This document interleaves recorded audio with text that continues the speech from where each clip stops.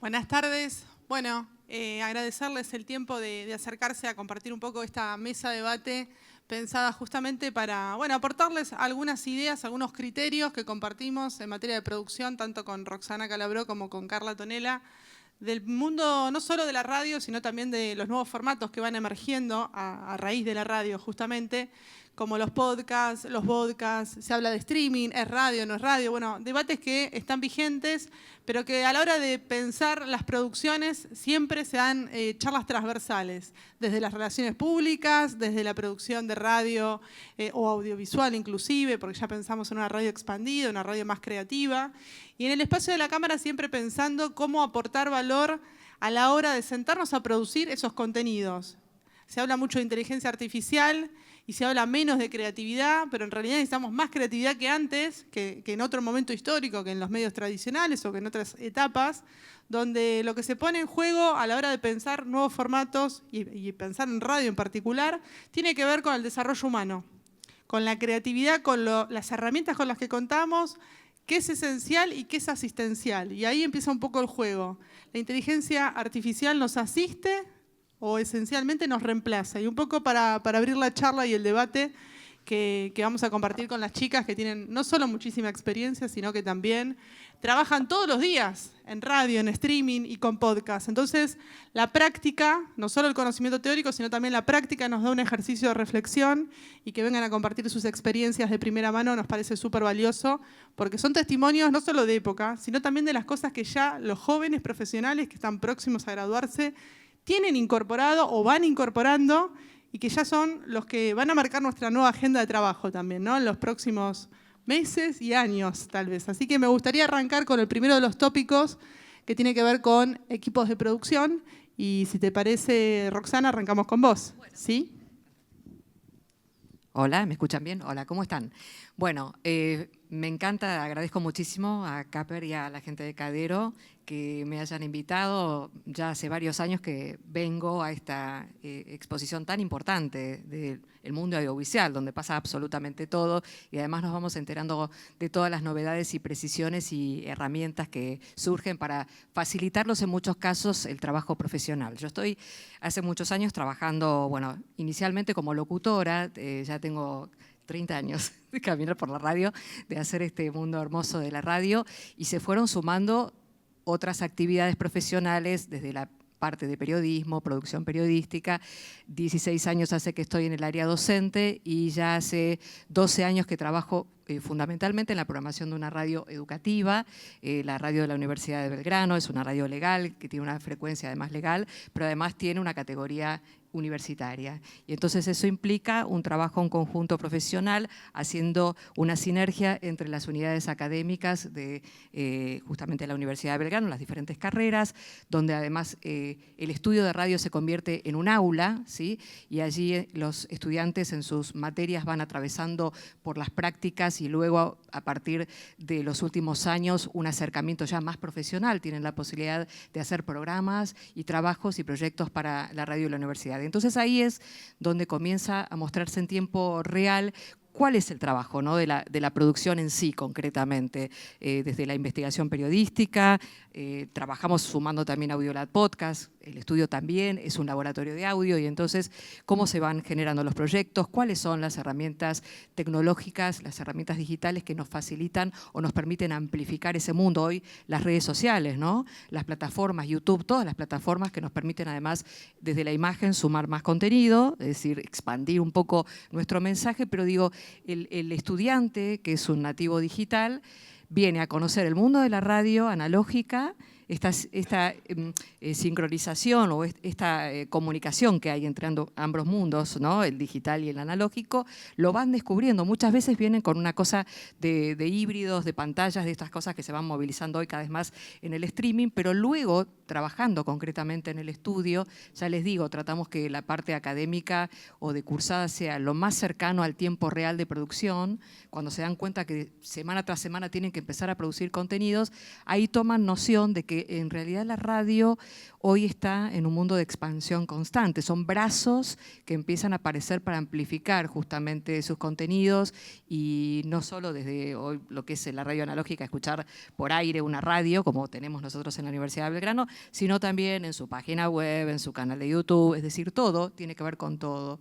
Así que ahí es donde aparecen los desafíos, ¿no? Porque los desafíos es tener contenidos creativos y un poco el tema de hoy que se plantea es el valor agregado ante el avance de la inteligencia artificial, donde yo puedo poner esa nota singular, esa producción singular, ese desarrollo que solo el hombre, solo el humano puede generar, porque nos damos cuenta ya cuáles son las cosas que nos propone la inteligencia artificial cuando vamos pidiéndole que nos faciliten el camino. Nosotros concebimos la inteligencia artificial como un asistente en algunas áreas que sí nos sirven. Por ejemplo, en la curaduría del sonido, cuando hacemos podcast, en algunos trabajos muy específicos donde la postproducción del sonido, donde el audio que manda y nos permite realzar la calidad profesional o buscar un estándar profesional acorde a todo lo que se hace en los medios grandes.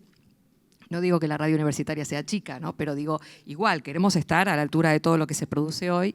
Nos facilita eso, ¿no? Algunas herramientas de inteligencia artificial que nos permiten eso, pero no nos pasa por encima.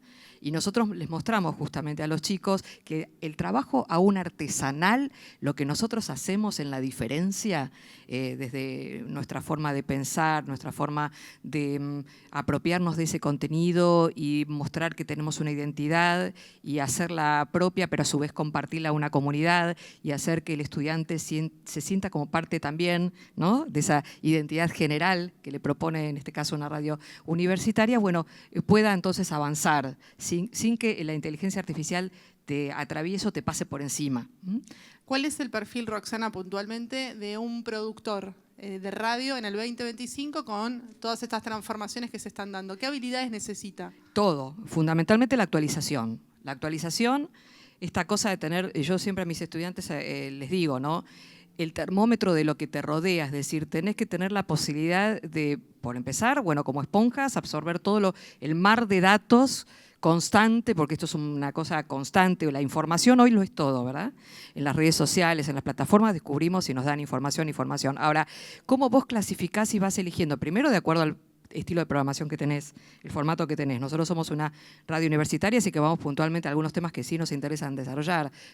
Es una radio muy ecléctica, es decir, tiene todo tipo de contenidos, pero digo, el productor se focaliza en eso y a su vez se expande en cuanto a la actualización constante, porque también está la cuestión de que ese estudiante proponga temas y esos temas sean creativos y puedan ser llevados a cabo. Un tema que a lo mejor para algunos no les interesa y encuentra ese punto de producción donde ahí arranca todo. Es un camino donde se va haciendo una recopilación de datos, se van buscando a las personas que te permiten ser los testimonios para llegar a esa ampliación de la información. Es decir, el productor hoy tiene que estar como en un modo 360 de ver todo lo que te rodea, de actualizarse y ver qué pasa también en otros medios, ¿no? Como una cuestión de, bueno, hacia dónde va la tendencia, pero también generando cosas propias.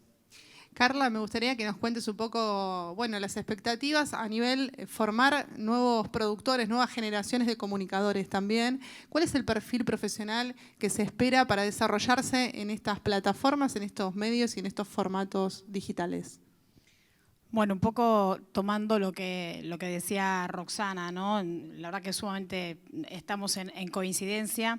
Nosotros, por ejemplo, en la UAI también tenemos una radio y tenemos un espacio de Twitch que, bueno, allí también se genera contenido para podcast/podcast, porque, bueno, también el espacio radial tiene streaming. Y yendo un poco a tu pregunta y pensando en este primer ítem que hablamos de los equipos de trabajo, a ver, hay un punto coincidente que tiene que ver con esto que decía Roxana, en primer lugar, de pensar a la inteligencia artificial como una herramienta, como un asistente y a la vez, yo podría decir como una herramienta que permite potenciar procesos.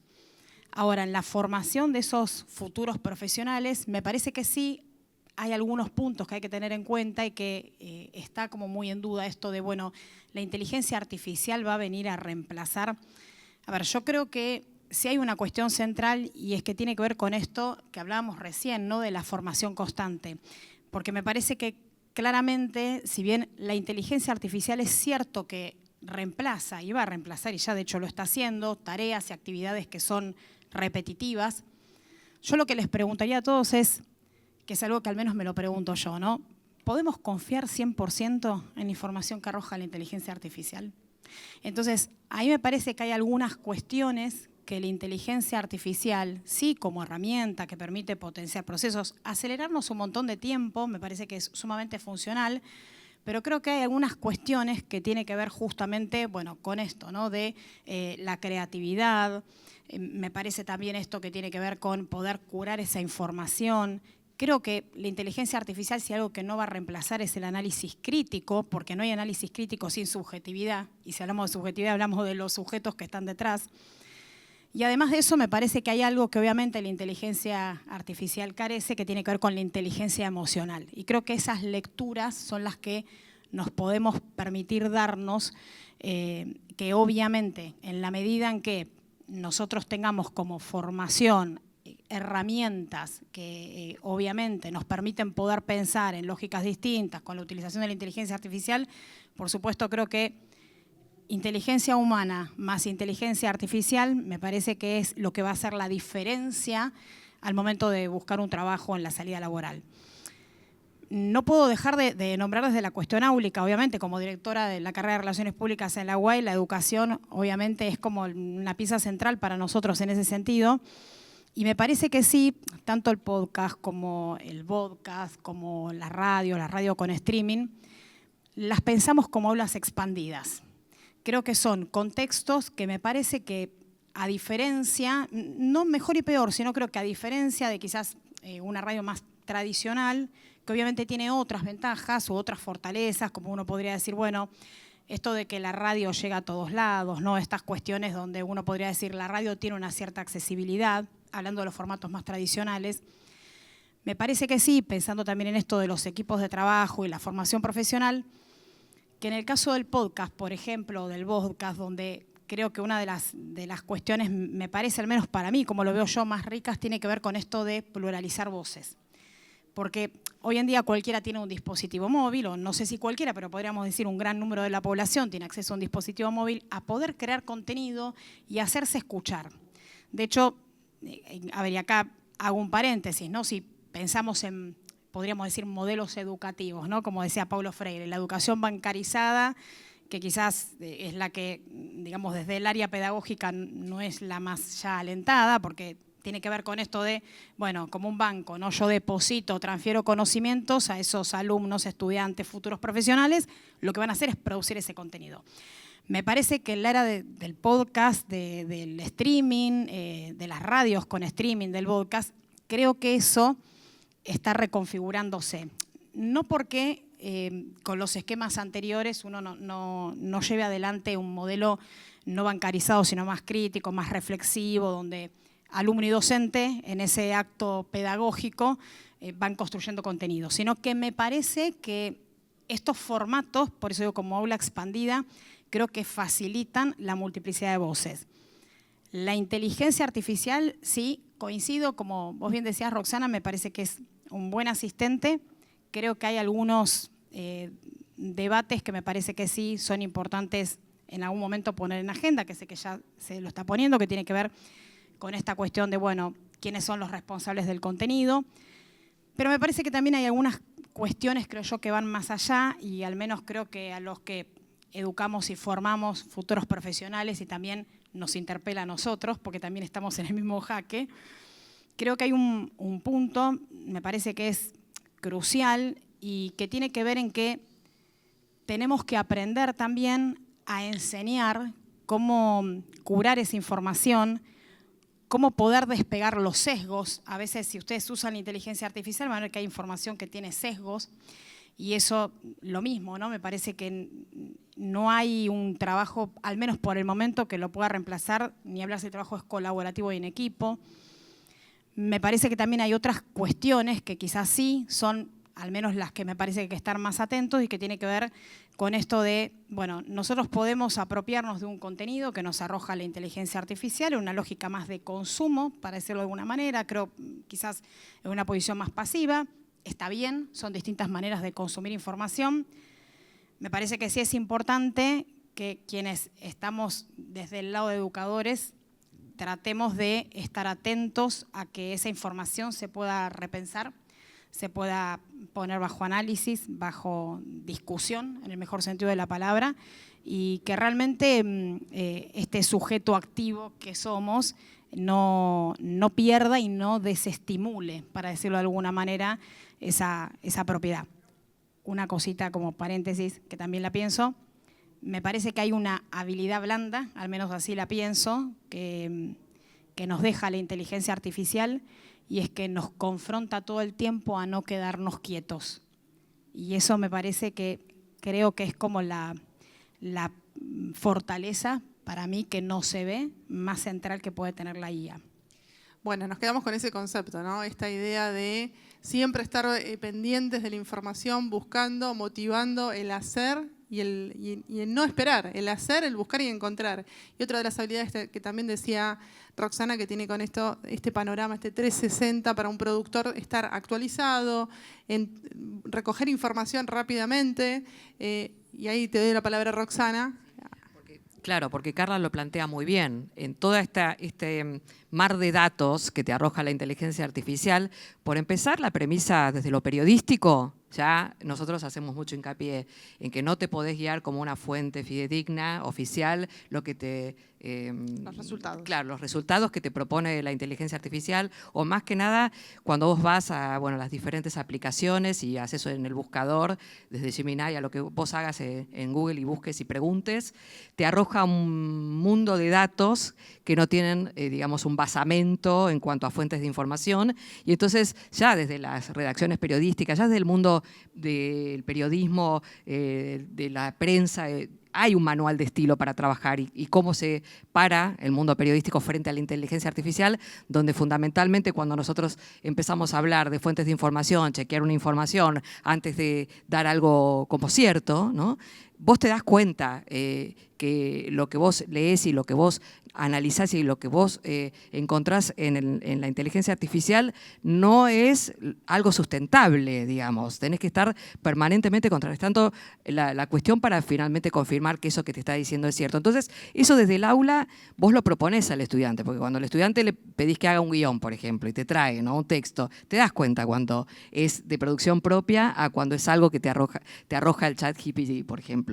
Entonces, hay que empezar a enseñarle que lo que eso te propone no es justamente lo real, que muchas veces como no tiene fuentes de información fidedignas donde dice, bueno, esto está hecho por, digamos, tal o cual autor, por tal o cual teoría, tal o cual corriente, tal o cual libro, es decir, no hay en ese sentido una confirmación de la fuente, y bueno, eso es algo difícil de sostener, ¿no? Estamos asistiendo a esta transformación profesional del rol de los productores y las productoras, ¿no? Algo que hablamos siempre en el espacio de Cadero, que es este productor digital de contenidos multiplataforma. ¿Qué es? Es el tradicional productor llevado a la vida de las plataformas, integrando la inteligencia artificial para determinados procesos operativos, repetitivos, que nos permiten, digamos, mejorar el uso de las herramientas, pero con un criterio. Y el criterio es lo que buscamos en un equipo de trabajo donde los productores no vienen a copiar y pegar lo que dice la inteligencia artificial, sino a tener un rol activo desde el punto de vista también de la curaduría de ese contenido, por los sesgos, por la falta de veracidad, por un montón de motivos también que tienen que ver con el desarrollo periodístico de la actividad. Pero pensando en los grupos o en los equipos de jóvenes que ya están montando productoras, que ya están emprendiendo en radios online, que ya están armando equipos de streamers o que están creando contenido digital para plataformas, para redes sociales, ¿qué recomendación le darían desde el punto de vista personal de cada uno de ustedes a esos equipos que empiezan a emprender y dicen, bueno, estoy entre la incertidumbre de lo que se viene, que es una charla que siempre surge entre los estudiantes, no sé por qué estoy estudiando esto, me gusta lo que hago, pero no sé si voy a finalmente a dedicarme a esto, o si cuando me reciba esto ya no me va a quedar viejo, obsoleto, y si realmente voy a poder ejercer mi profesión, ¿no? ¿En qué ecosistema? Bueno, me gustaría escuchar sus opiniones. Recomendaciones para jóvenes productores digitales de contenido multiplataforma. Bueno, creo que una de las recomendaciones centrales que yo haría es seguir leyendo y seguir informándonos, porque creo que uno no puede producir algo de lo cual desconoce.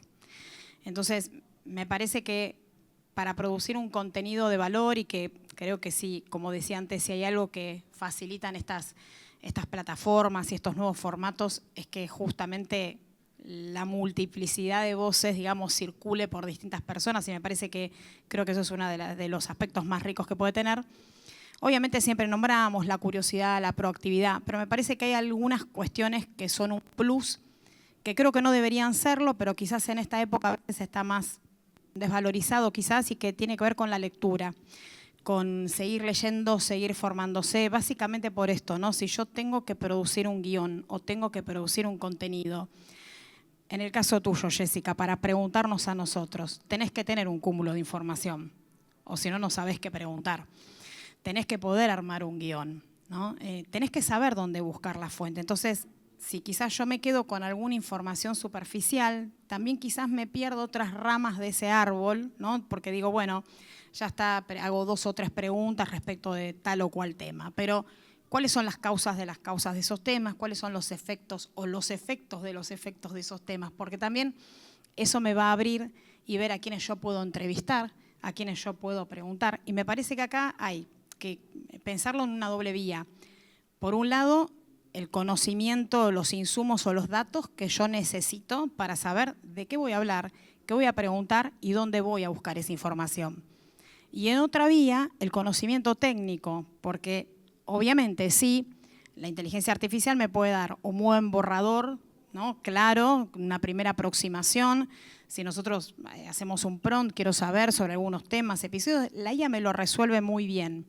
Ahora, está bien, tengo que saber también cómo direccionar esa información, cómo promptear, qué tipos de herramienta utilizar. Entonces, me parece que en ese sentido la formación es algo que uno diría, bueno, pero ahora tenés esa info, esa data más fácil.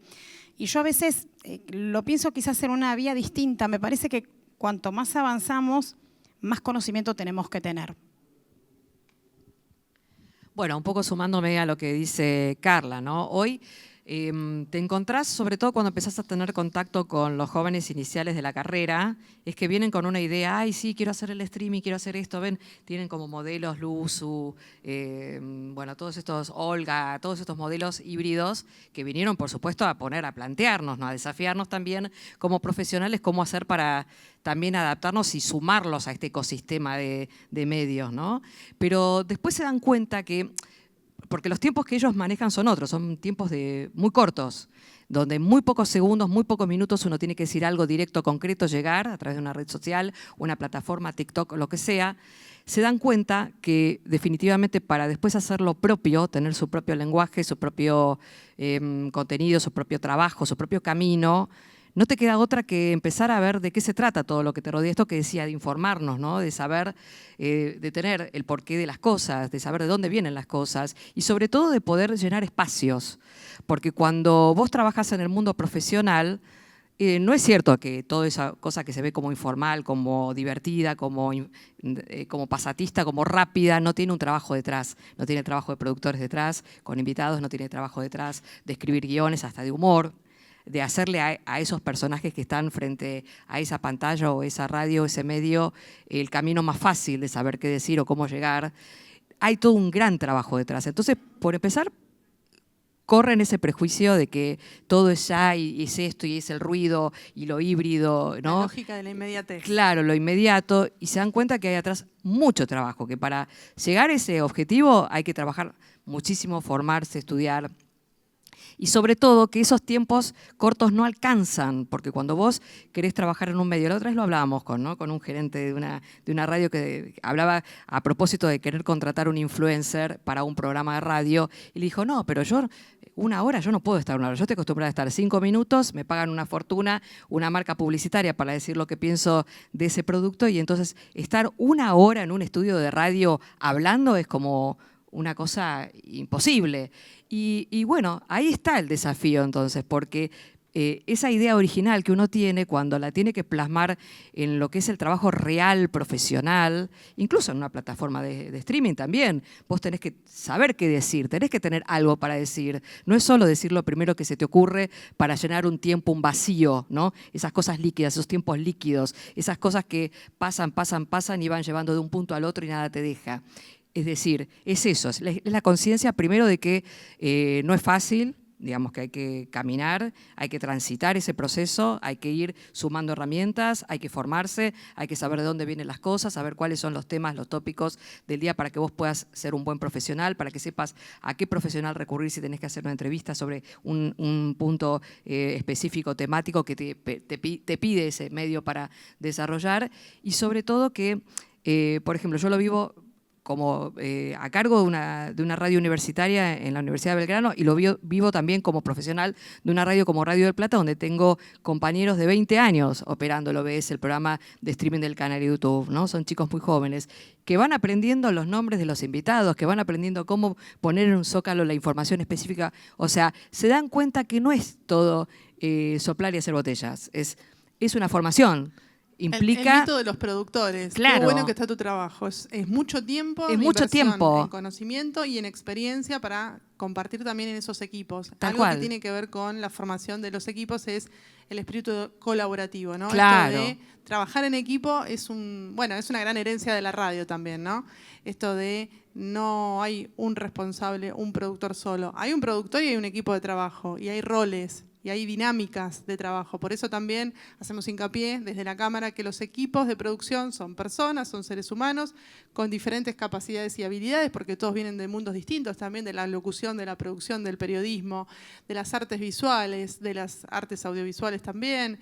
Entonces, ¿cómo combinamos todos esos recursos que son con perfiles diferentes, que son híbridos, de distintas generaciones, articulando los que más experiencia tienen con los que están ingresando? Digo, esto es muy complejo a la hora de sentarse a hacer una reunión de producción, pues son todas miradas diferentes sobre un tópico, sobre un programa, un proyecto, y esto aplica para todo, cine, TV, radio, más allá, digamos, de nuestro universo. Pero, perdona, Jessica, una cosa sí, que quería sumar en relación a esto de las habilidades, que a veces los comunicadores lo damos un poco por sentados, pero las habilidades de comunicación, la expresión oral es fundamental.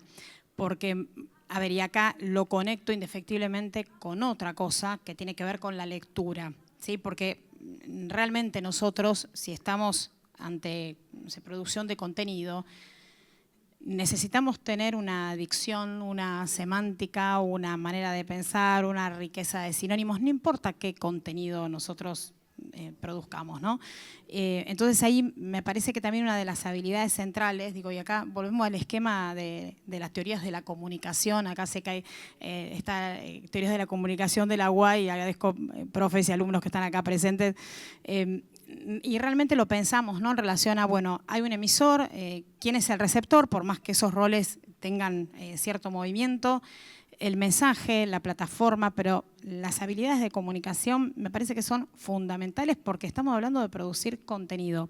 Y acá me echo una cosa más. Si McLuhan ya decía el medio es el mensaje, ¿no? Yo digo, bueno, ¿quién es el medio hoy? ¿Son las plataformas? ¿El medio somos nosotros? ¿No? Muchas veces me hago esa pregunta que me parece que es interesante en la construcción de un acto comunicativo. Nos quedamos pensando porque hay algunos caminos, algunas pistas, pero estamos hablando de creación de contenido de valor. ¿Y el valor para quién o para quiénes? Para diferentes audiencias. Pensemos un poco ahora el consumo, porque este productor no está en una burbuja, no está aislado, está en contacto con diferentes audiencias, comunidades, formatos, medios, gente que viene de la radio, pero que también está en plataformas. En el caso de Carla estás más en contacto con el streaming, con los podcasts. En el caso de Rox estás más con la radio, la tradicional y la digital, las dos patitas. ¿Qué pasa con las lógicas de consumo en una sociedad donde la atención es muy corta, donde estamos hiperconectados o desconectados de alguna manera, donde estamos sobreinformados, con un estrés cognitivo, con un agotamiento de pantallas? ¿Qué oportunidades se encuentran ahí en la diversidad de audiencias para crear contenidos desde la producción?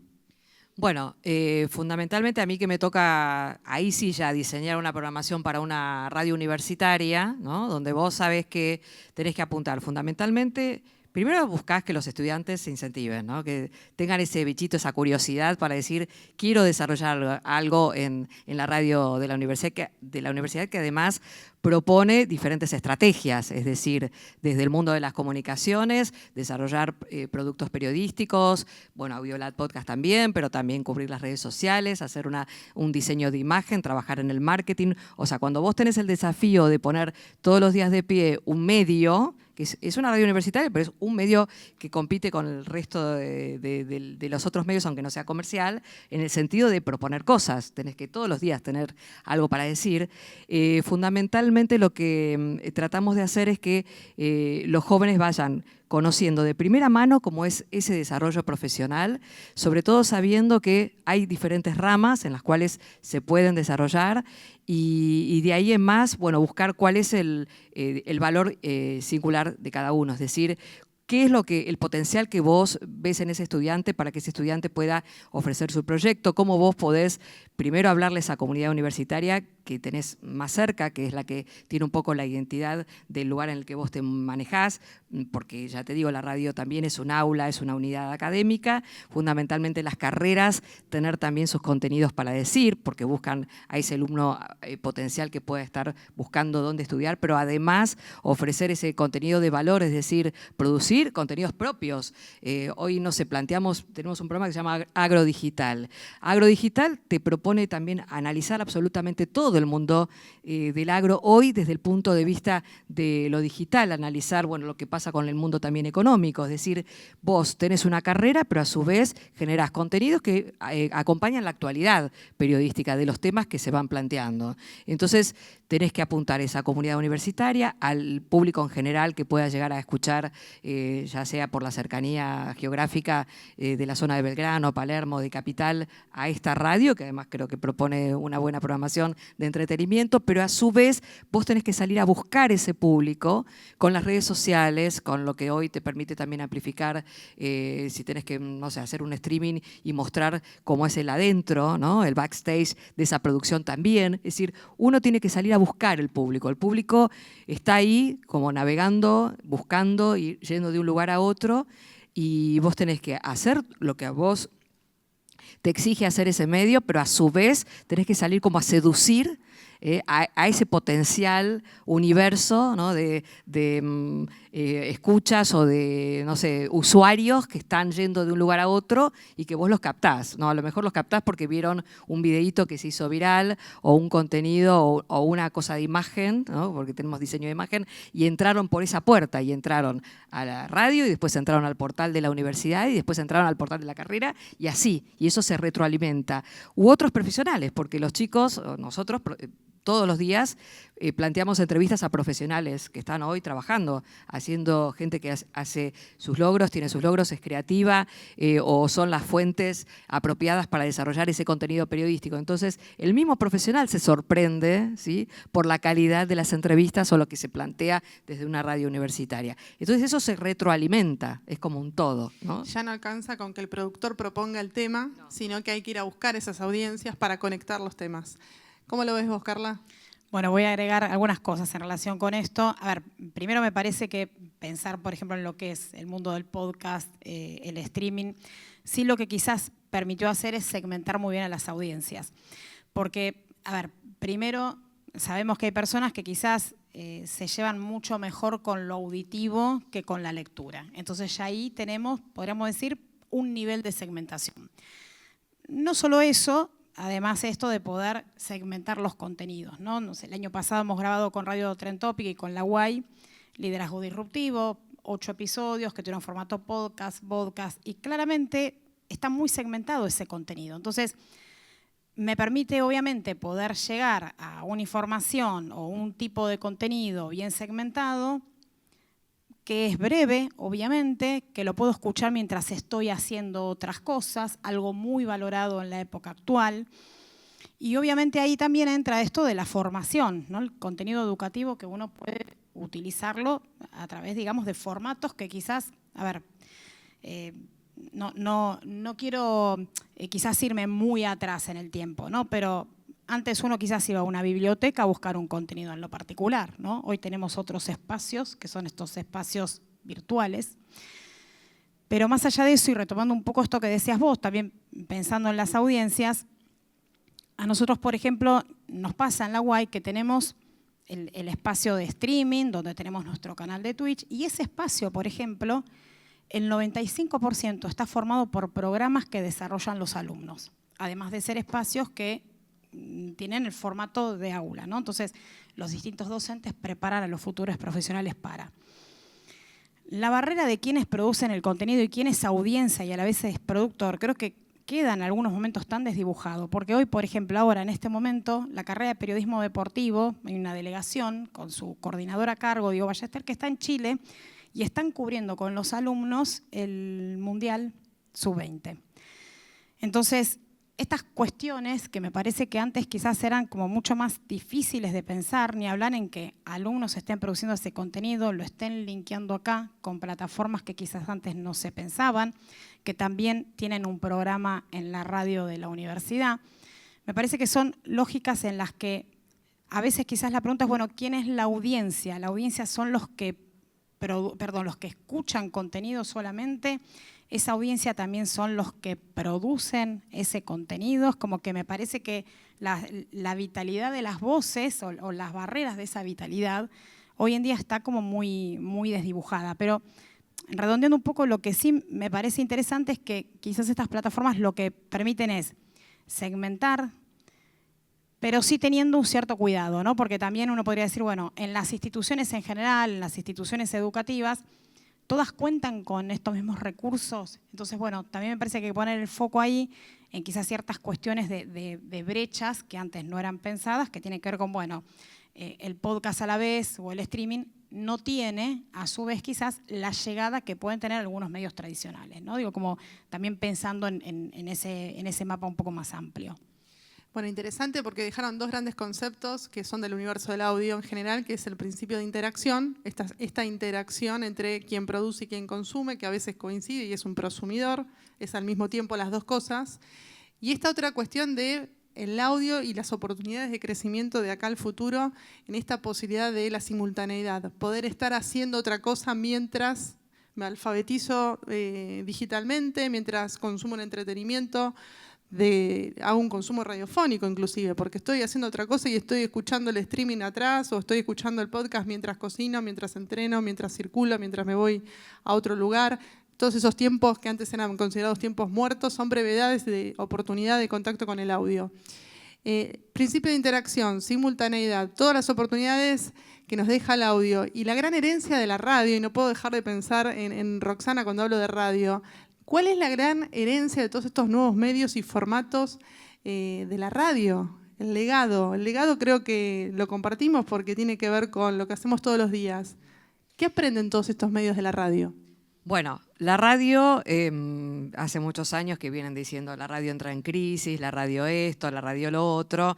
Y yo creo que incluso se vio desde la pandemia, ¿no? En la pandemia donde nos desafió a que no dejáramos de hacer lo que hacíamos todos los días y ahí es donde sumamos todas estas herramientas digitales que me permitieron trabajar. Yo hice creé un estudio virtual en la radio de la universidad para dar las clases y para que los chicos no dejaran de tener absolutamente ni un minuto de tener la práctica que tenían habitual años anteriores, obvio.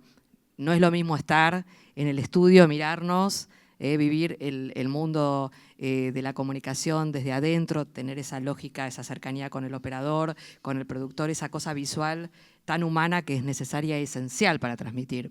Pero digo, la radio, a partir de esos momentos, esos hitos, ¿no?, en la historia, incluso se cumplían los 100 años justamente en ese momento, empezó a adoptar, como ya lo había hecho, como lo hizo cuando llegó Internet, es decir, fue sumando de su modo tradicional a otros caminos de producción.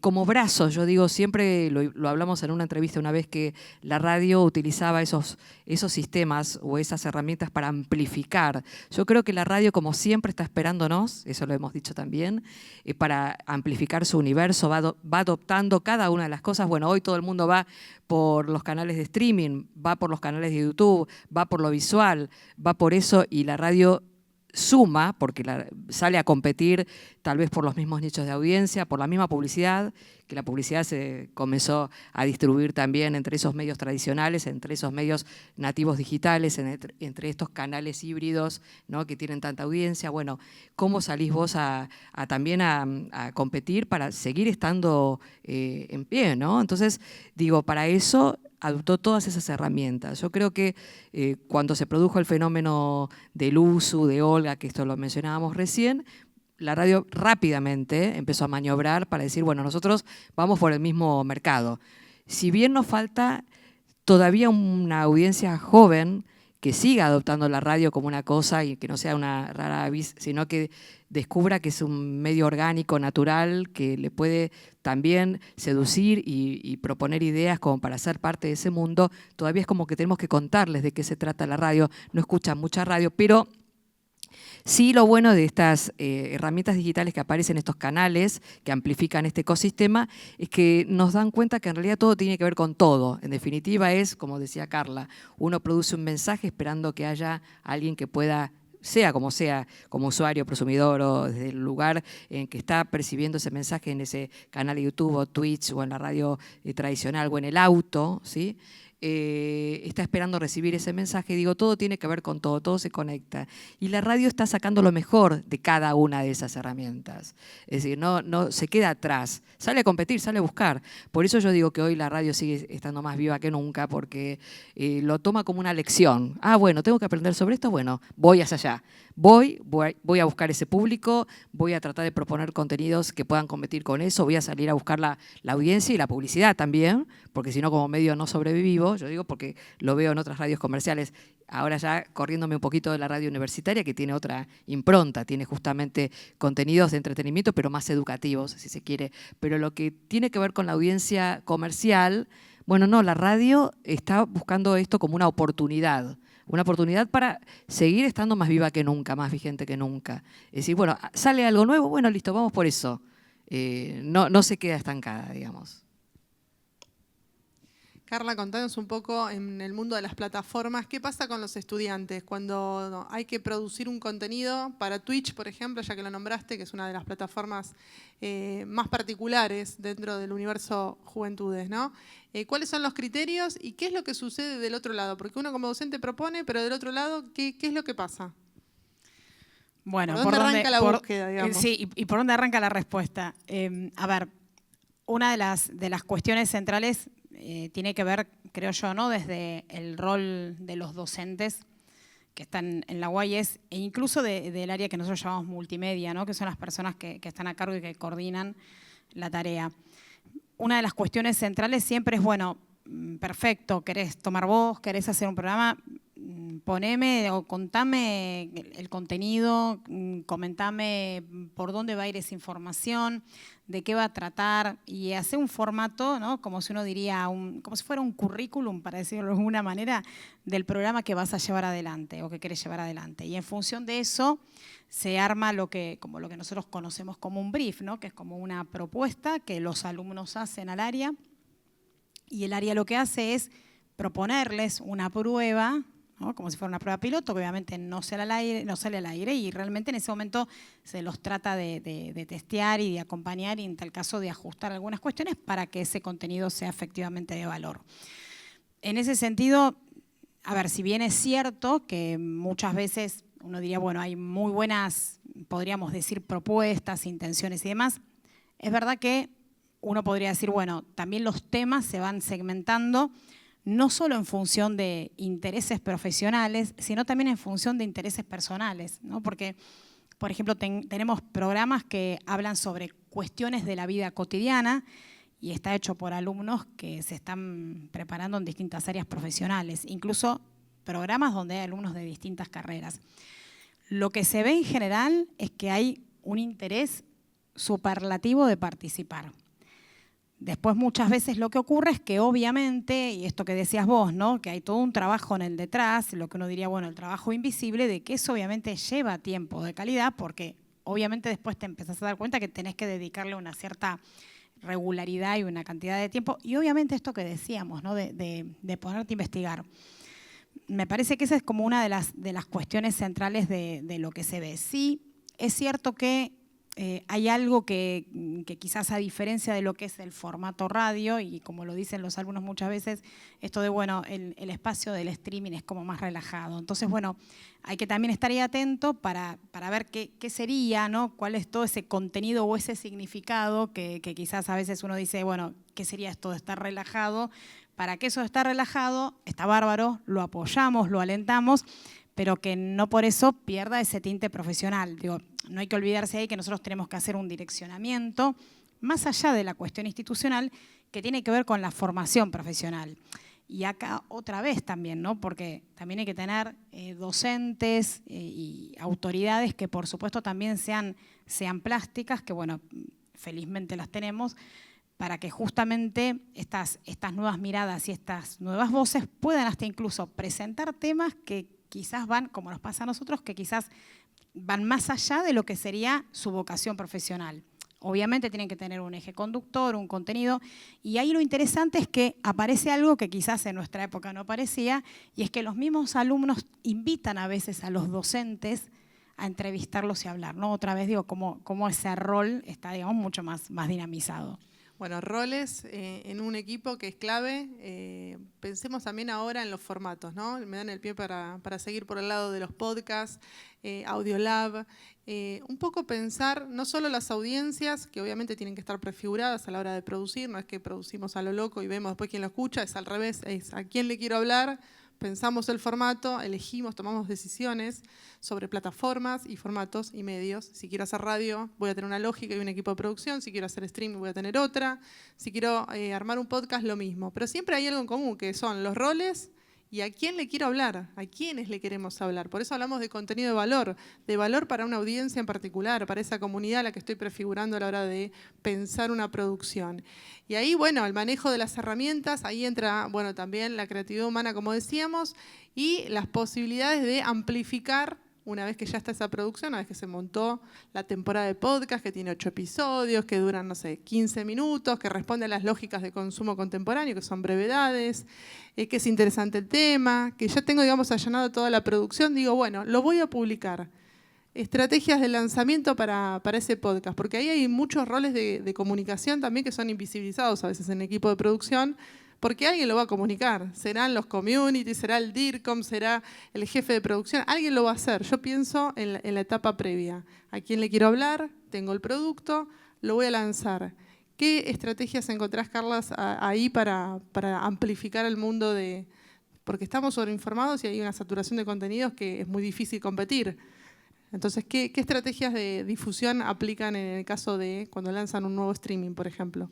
Bueno, nosotros por lo general utilizamos mucho redes, porque obviamente somos una institución educativa y casi todo nuestro público está en redes. Entonces, más allá de que tenemos algunas herramientas internas de difusión, ¿no? Tenemos herramientas que tienen un formato parecido a lo que conocemos como el newsletter, que son herramientas que son escritas y que, digo, hago esta aclaración porque no son audiovisuales, que obviamente circulan por correos internos. Después tenemos herramientas para difundir sobre estas, bueno, esto que vos comentás, que tienen un formato más tiktokero, que es como muy cortito, pero también es una herramienta de comunicación interna y además está dirigido a nuestra comunidad de estudiantes, de graduados, pero principalmente casi todo ocurre en el mundo audiovisual. Y ahí también tenemos equipos profesionales y también tenemos segmentados en distintas carreras, equipos que en su mayoría los coordinan alumnos, no solos obviamente, sino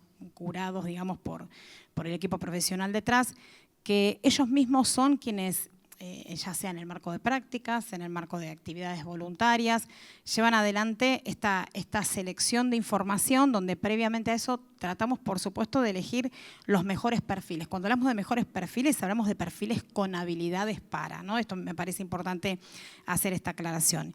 Y en línea con eso son las estrategias de redes que se utilizan en el contexto profesional. La verdad es que si tenemos que nombrar la gran estrella por el momento en relación a nuestro público, la gran estrella sigue siendo Instagram, esto es una realidad.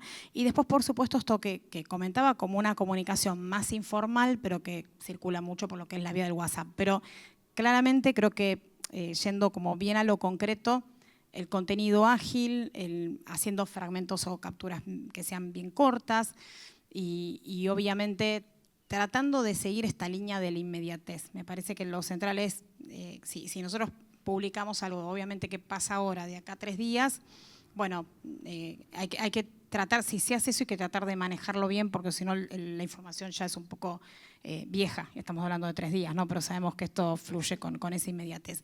Pero las estrategias de redes básicamente tienen que ver con eso, o sea, con una confluencia donde sí, el foco está puesto ahí, pero también nos parece central que hay todo un equipo que es el que está detrás y además el equipo, podríamos decir todo el cuerpo docente y de administrativos que también forman parte de cualquier institución, que nos parece central también que estén, digamos, al tanto de qué es lo que va pasando en la institución. Pero sí es cierto que creo que si hay algo que me parece que deja entrever de manera muy clara es que el centralismo en esto, o el protagonismo, quizás más que el centralismo, está de la cara de los alumnos, pero también de alguna manera de los profes, que son esa red, digamos, que acompañan a que también eso sea posible, ¿no? Creo que no es sin ellos.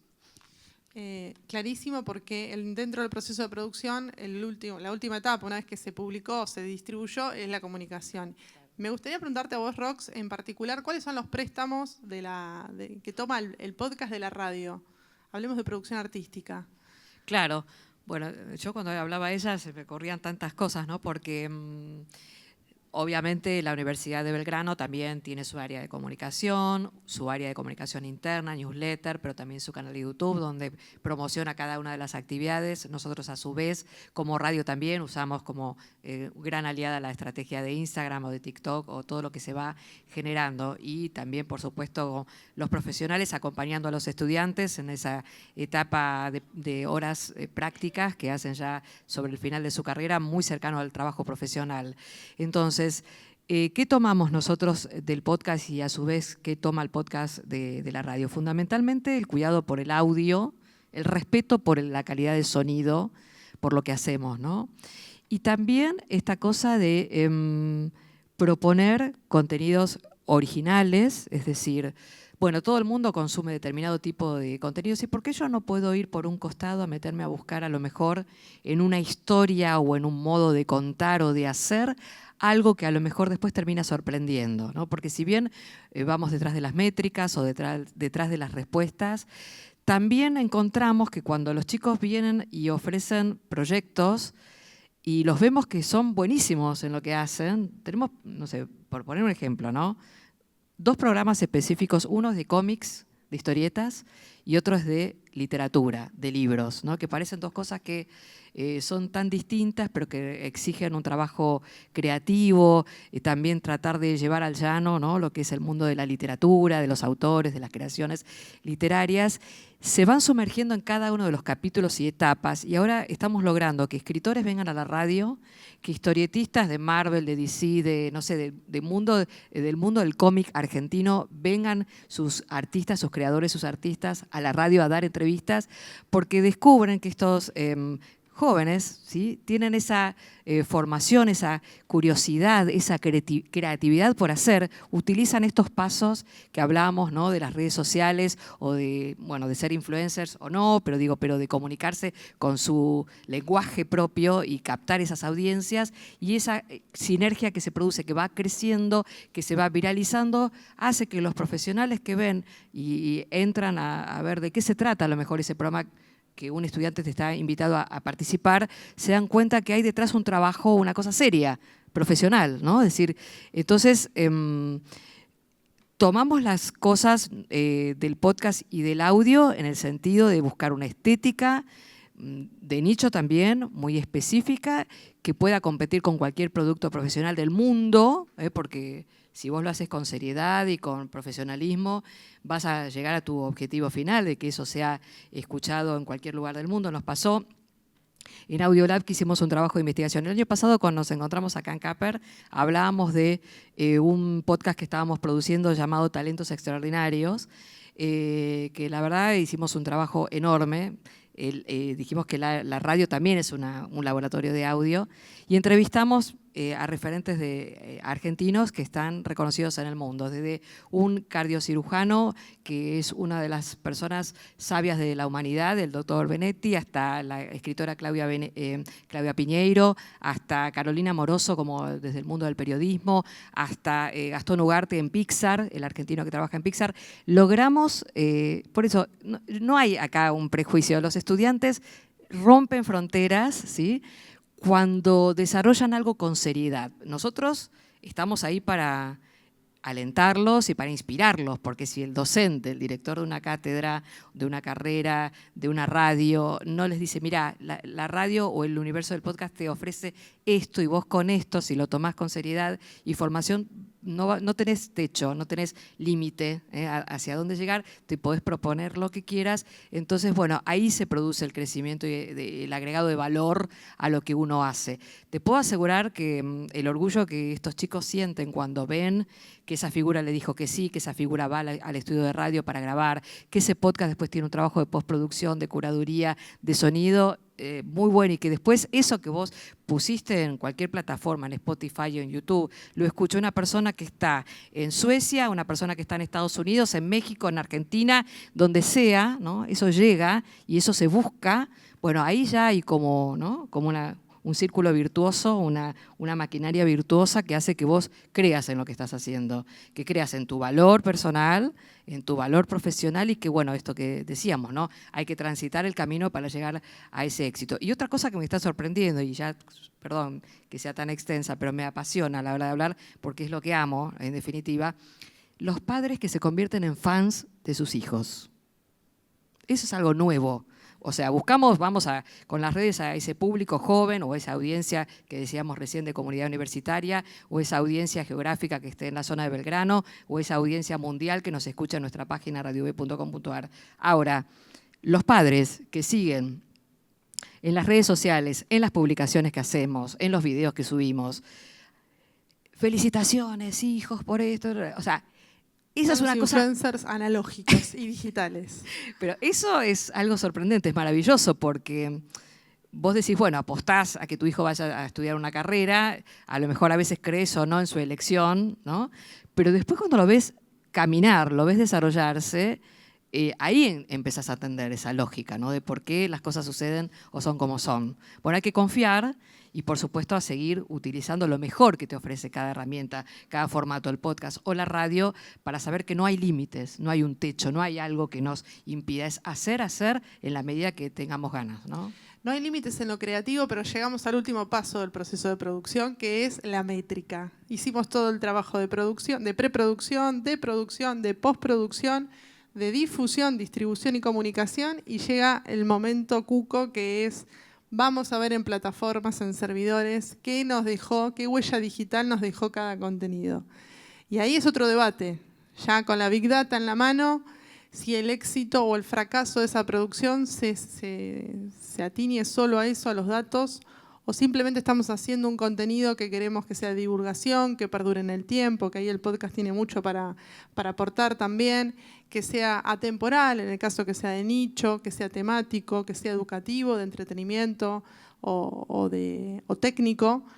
El momento más temido tiene que ver a veces, sobre todo los que trabajan con producciones comerciales, que es cuando el anunciante o el patrocinador te dice, bueno, muy lindo el podcast, muy lindo el producto artístico, quiero ver los datos.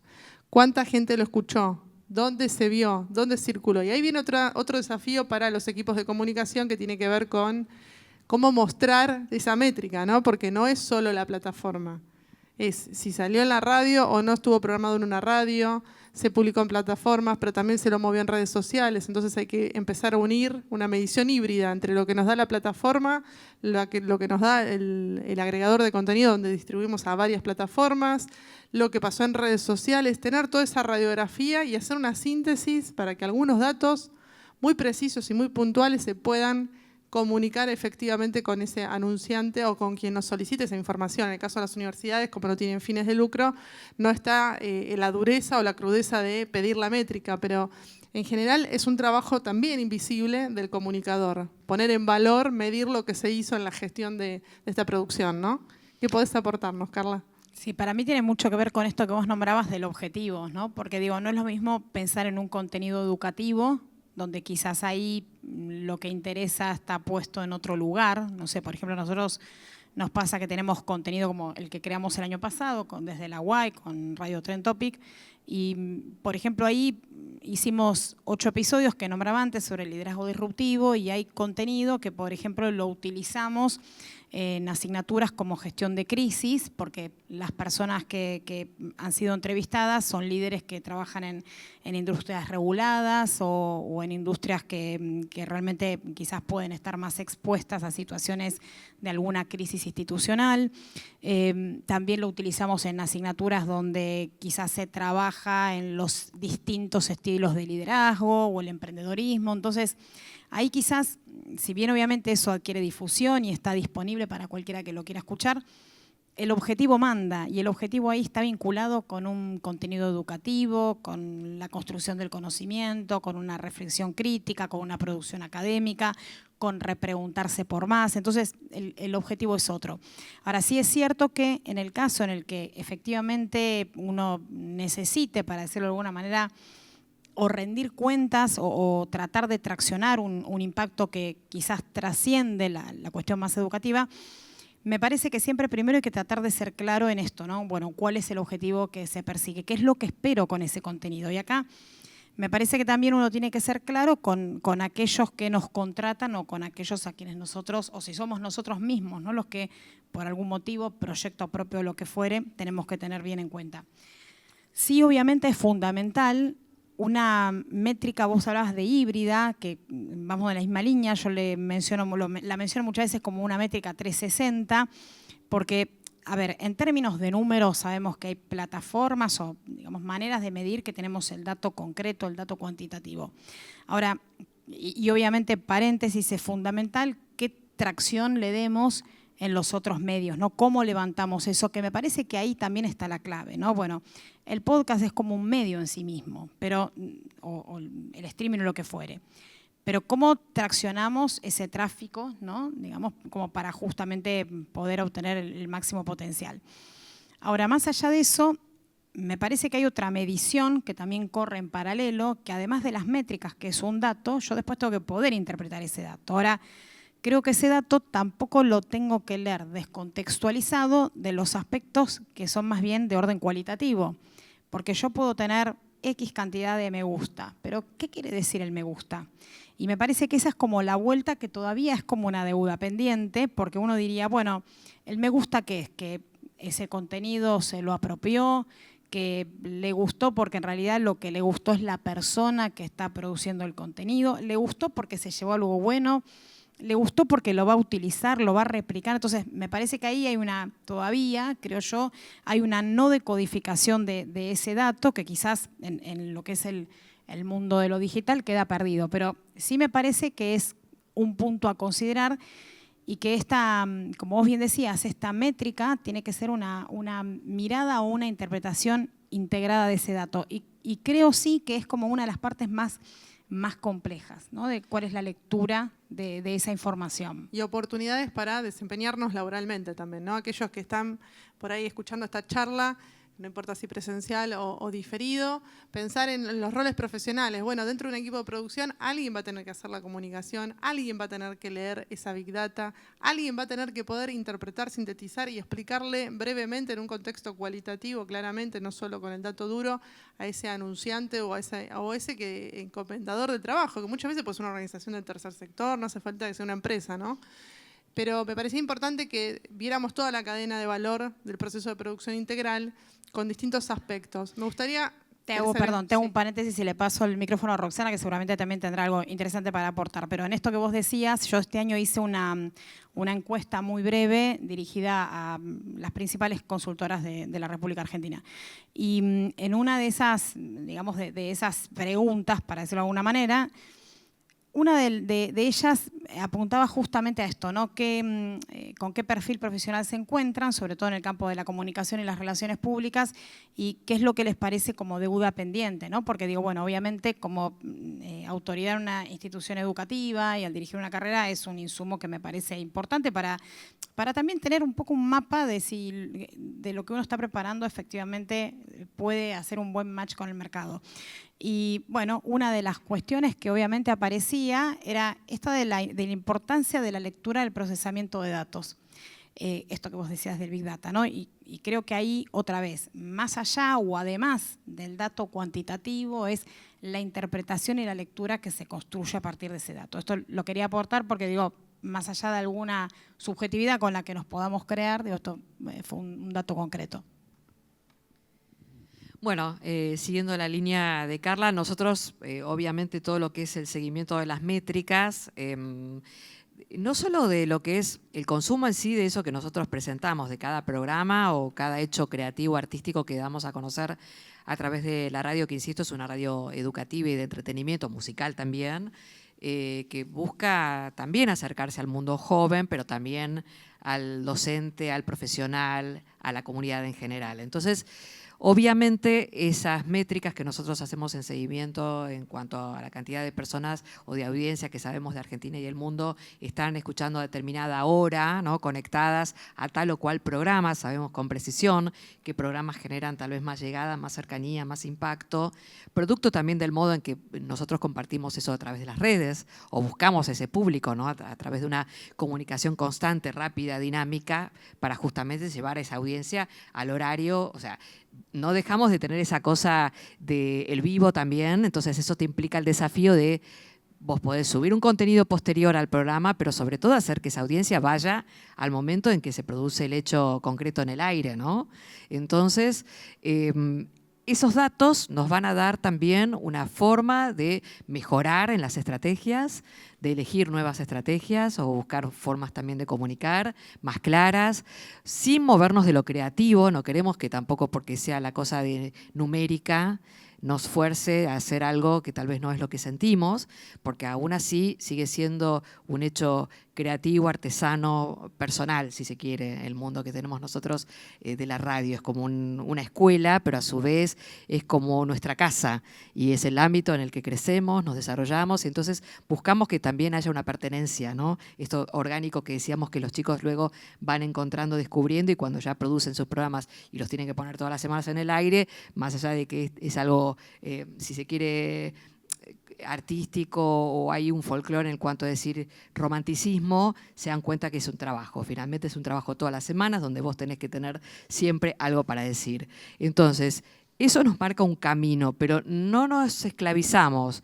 Sí, por ejemplo, nos sorprendemos mucho de la respuesta que vemos en la cantidad de escuchas que hay en la página o en la respuesta de audiencias que nos dan los Instagram, las redes sociales, que nos dicen, bueno, cuánto público, cuánta audiencia vio tal video tantas veces. Eso es muy valioso porque nos hace crecer y buscar nuevas estrategias, ya digo, para instalar eso que hacemos, pero sin alejarnos del objetivo esencial, que es comunicar algo de calidad, algo de pertenencia, y que nos permitamos hacer también algo que nos guste, en el que nos sintamos cómodos, felices para hacer. No tanto la maquinaria del minuto a minuto del rating, no nos exige eso ser una radio universitaria, por suerte.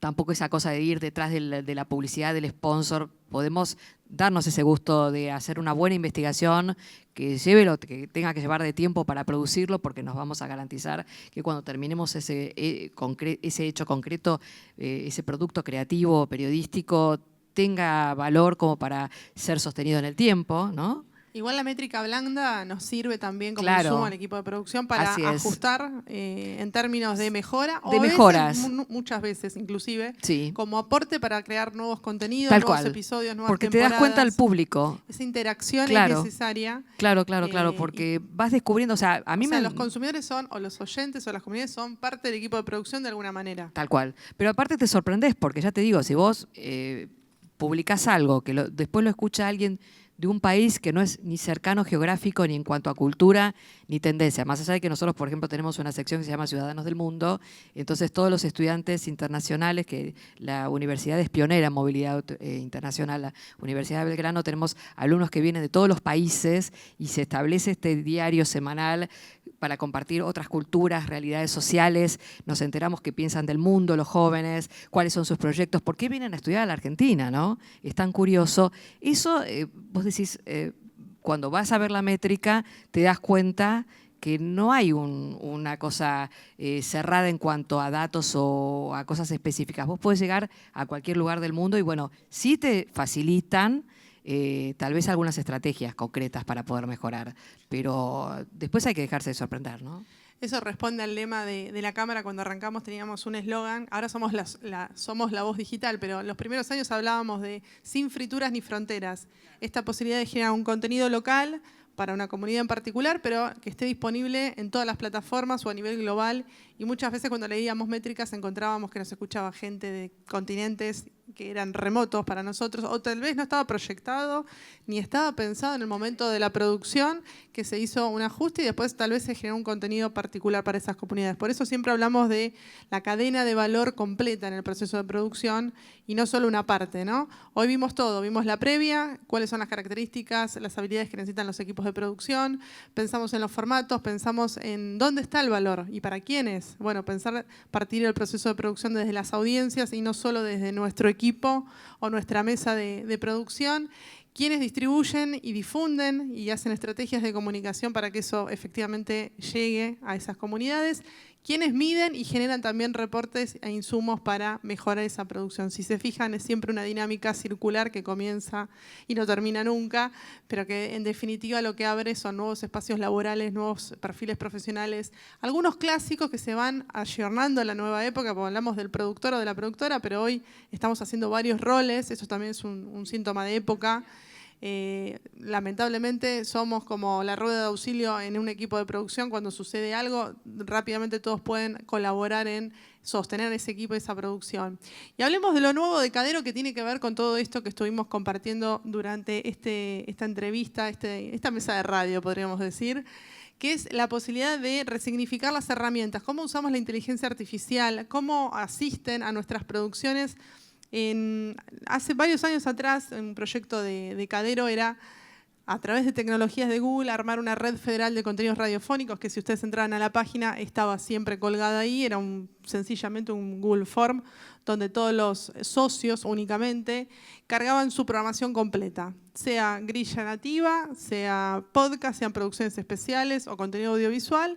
Esa herramienta lo que hacía era compartir todo el contenido colaborativo y cada emisora podía programar, sobre todo aquellas que recién se iniciaban y que tenían poco contenido en grilla. Entonces se tomaba como un espacio de Cadero para programar contenidos que tuvieran que ver con su identidad y su formato, ¿no?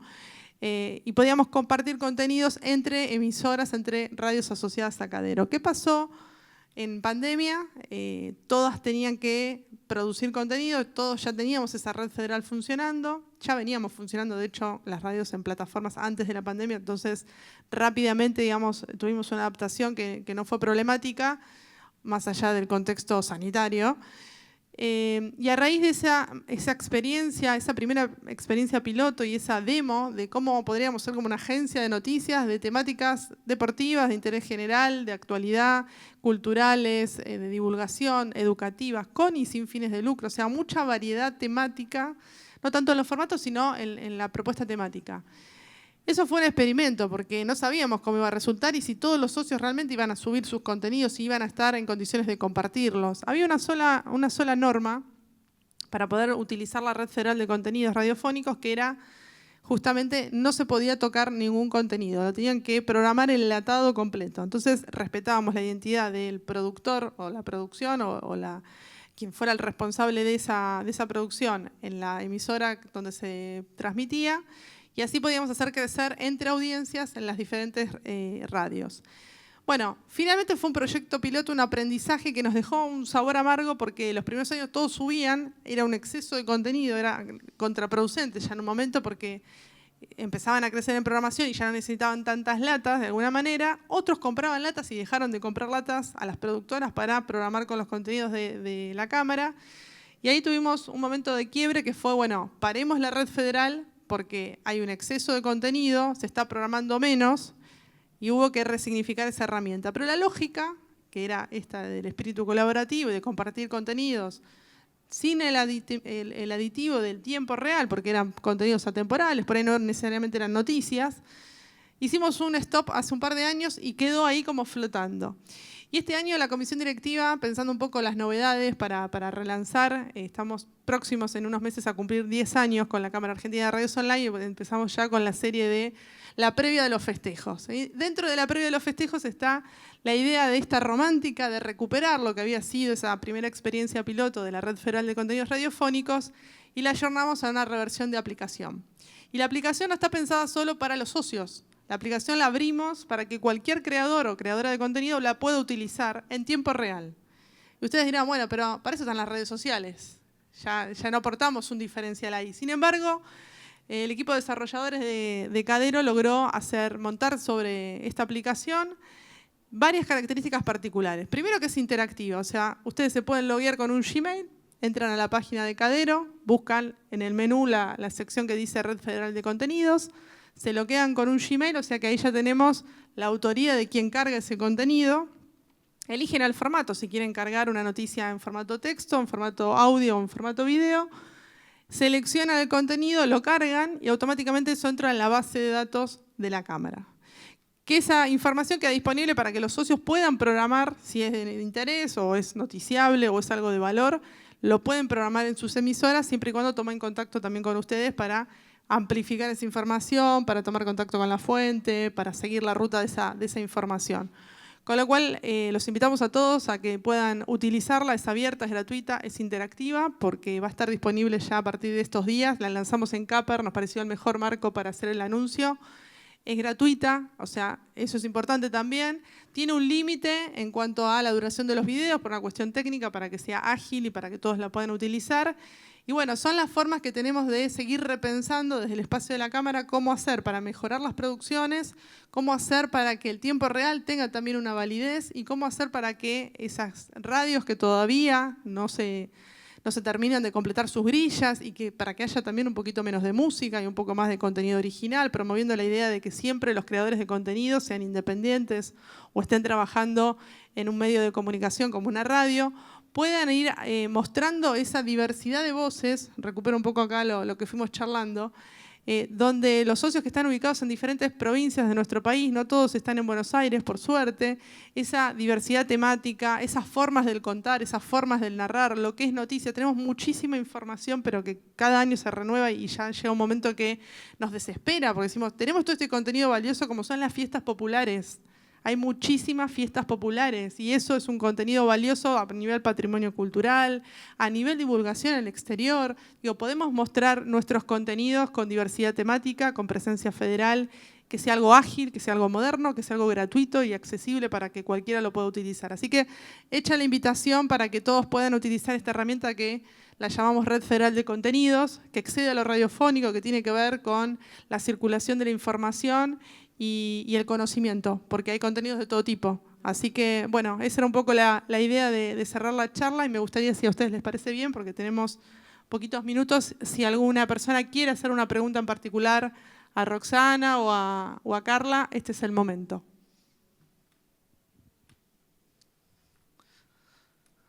Bueno, el silencio de radio es rotundo.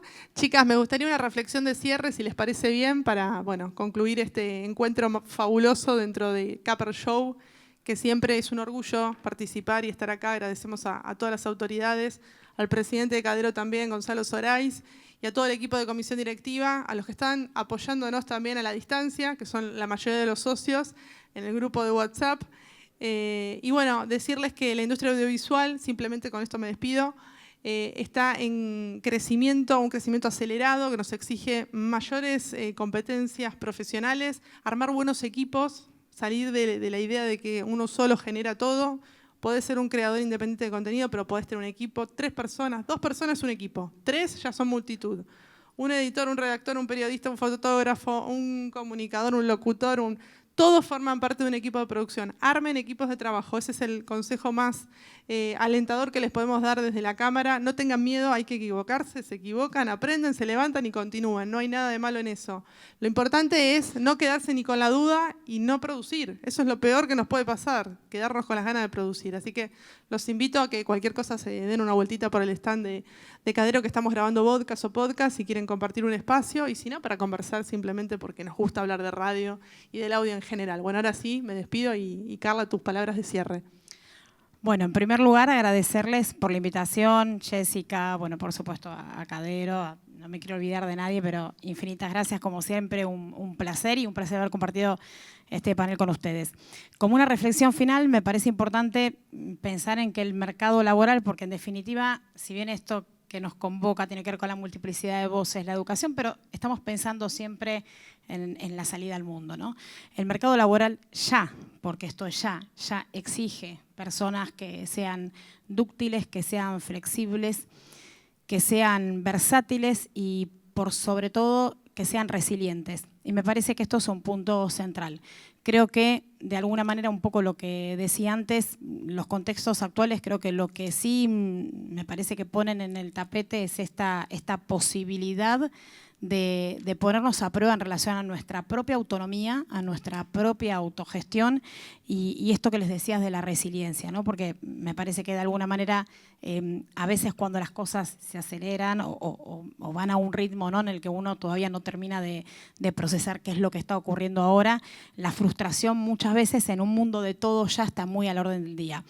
Me parece que no hay que desalentarse, hay que formarse y bueno, y creo que estas cuestiones de preguntar, de la inquietud, de indagar, de esto que decíamos, ¿no?, durante toda la charla, tener esta avidez de no dejar de lado el conocimiento.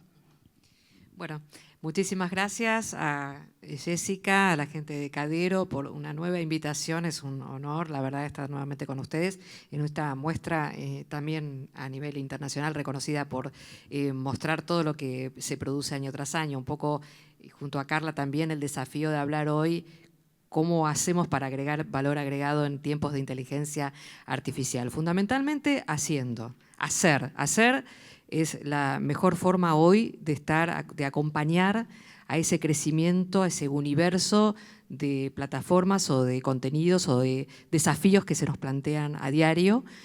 Fundamentalmente la formación que nos va a dar la libertad para tener un criterio, un espíritu crítico, una forma seria y profesional de hacer lo que hagamos. Esta cosa de la resiliencia y tal vez manejar la ansiedad o la frustración, en el sentido que si cometo un error en la fase educativa, que es lo que va a pasar fundamentalmente hasta que te conviertas en profesional, es no dejar de creer en vos, sino levantarte y seguir, ¿no?, caminando. Es decir, esto es lo que nos desafía el mundo de hoy. Estar ayornados, actualizados, ser dúctiles, poder manejar varios formatos, pero siempre aportando algo único y preciso que podemos dar, que tiene que ver con lo que podemos hacer cada uno de nosotros. Vamos a tener alguna tendencia o algo que nos va a plantear como modelo para decirnos, bueno, todo el mundo va para ese lado y yo puedo ofrecer algo distinto, contarlo a mi manera y generar también un propio espacio, una propia conexión. Eso, fundamentalmente, creer en nosotros, en creer que esto de la inteligencia artificial es algo que llegó para quedarse, pero que, digamos, no nos va a impedir hacer lo que genuinamente podemos aportar desde la humanidad como algo único, irreemplazable, que es la parte creativa, la parte de pensamiento, el espíritu que nos lleva adelante a formar cada una de las cosas que hacemos y sobre todo, bueno, esta ductilidad y cómo yo encaro con seriedad la profesión. Eso es lo máximo, poder trabajar en equipo y sobre todo darle el espacio a los jóvenes, creer en ellos, no tener ese prejuicio que a los jóvenes no les interesa nada. Les puedo asegurar que les interesa y que cuando descubren cuál es ese diamante en bruto que está esperando a ser descubierto, empiezan a mostrar ramas y facetas únicas, creativas y artísticas que no dejan de sorprendernos. Yo lo veo todos los días cada vez que voy a Radio Web. Muchas gracias a todos. Gracias a todos por venir y bueno, decirle a Roxana feliz cumpleaños porque hoy el día de su cumpleaños vino a dar la charla, así que vale doble que los cumplas muy feliz.